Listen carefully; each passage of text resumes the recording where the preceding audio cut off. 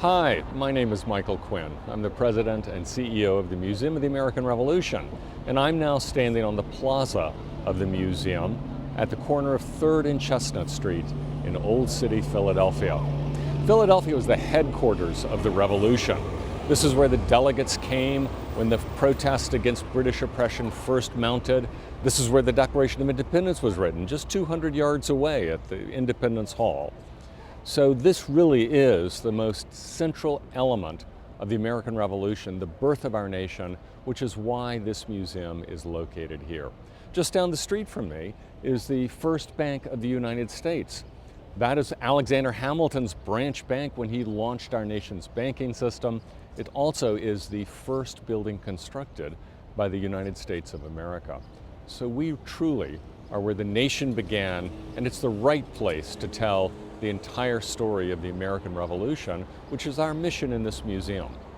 Right behind me, you see cannons from the era. These are part of the city of Philadelphia's collection. Every one of these cannons is old enough that it could have been used to fight the Revolution. On the wall behind me, you see carved in stone those core concepts of that arose from the Declaration of Independence, the inspiring, lofty ideals of equality, of freedom, of liberty, of self-government, which is the whole purpose of the American Revolution. It began in 1776, but the revolution continues to this very day.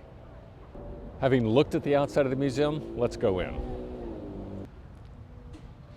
We're entering the entrance rotunda of the museum, and this is a wonderful, classical, welcoming space. The architect for the building was Robert A.M. Stern, and we selected him because he so thoroughly understands classical architecture. Not that we wanted to copy some building from antiquity, but we wanted the same sense of scale and proportion and stature, and he delivered beautifully. In fact, this rotunda is named in his honor. Let's go upstairs. The design of these stairs is intentional to evoke the curved, soaring stairways of some of the more elegant residential homes of the colonial and early Republic period. They also welcome our visitors to come upstairs to the second floor atrium where the core of our exhibits are.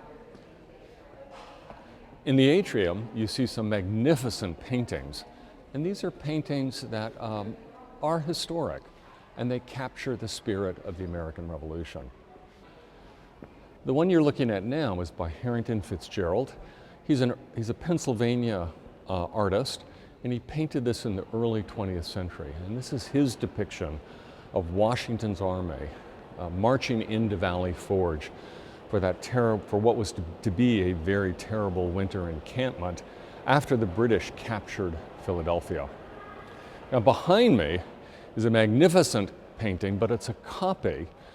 The original was by Auguste Couder, a Frenchman, and the original hangs in Versailles. This was created in the middle of the 19th century, this copy was. What it shows is the siege at Yorktown.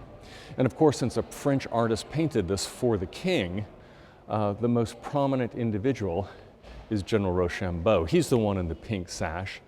Our general, George Washington, is behind him to the left. But in many ways, it does capture the critically important role that the French played not only at Yorktown, but throughout the American Revolution. One other feature that attracted us to this painting is that it shows a tent. Now, this is really a French tent. It looks more Napoleonic.